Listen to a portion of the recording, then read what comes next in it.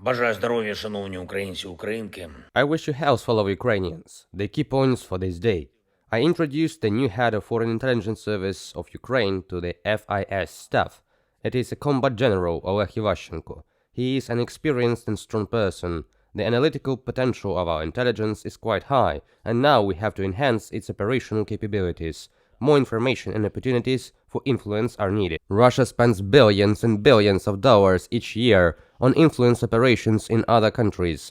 They spread chaos, undermine the work of established institutions, fund disinformation, and bribe civil and political leaders. This concerns different regions of the planet, sensitive regions, Africa, various parts of Asia and Europe, which is particularly vulnerable to destabilization provoked and fueled by Putin's system.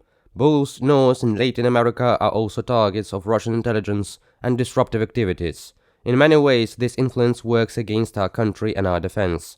Obviously, we cannot match Russia's resources, including financial ones, but Ukrainians are capable of defeating Russia with their courage, determination and ideas. The Foreign Intelligence Service of Ukraine should considerably increase its activities in fulfilling the institutional tasks.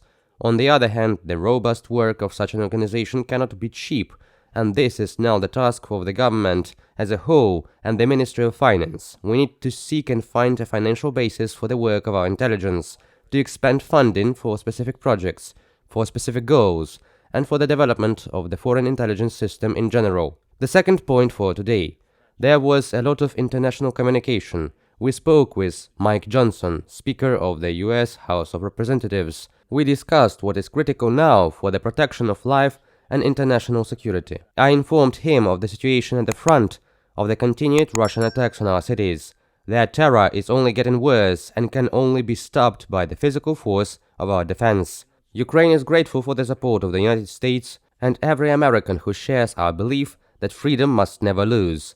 And it is very important that the Congress maintains its leadership so that the defense of freedom remains a unifying idea both within countries and for the global majority.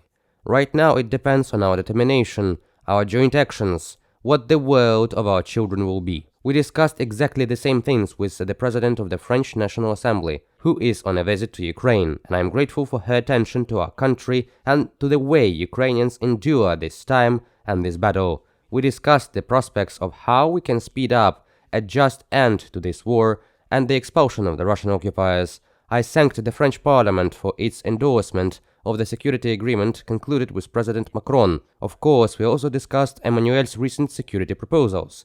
Anything that enhances protection against Russian aggression and limits Russia's war potential truly contributes to peace in Europe. I'm grateful to all our partners who understand this and help Ukraine. I also met with a delegation of European Parliament members from the Renew Europe group.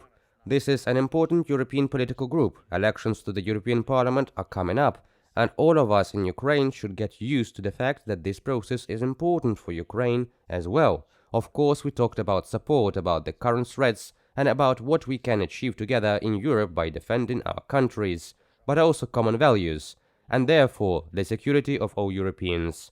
And one more thing. Defense Minister Umerov made a report on the defense packages that we are getting and that we are working on with our partners. We are doing everything to provide our warriors with more opportunities, more weapons, and we will ensure this. Thank you to everyone who helps. Glory to everyone who defends Ukraine and destroys the occupier. Glory to Ukraine. Слава Україні!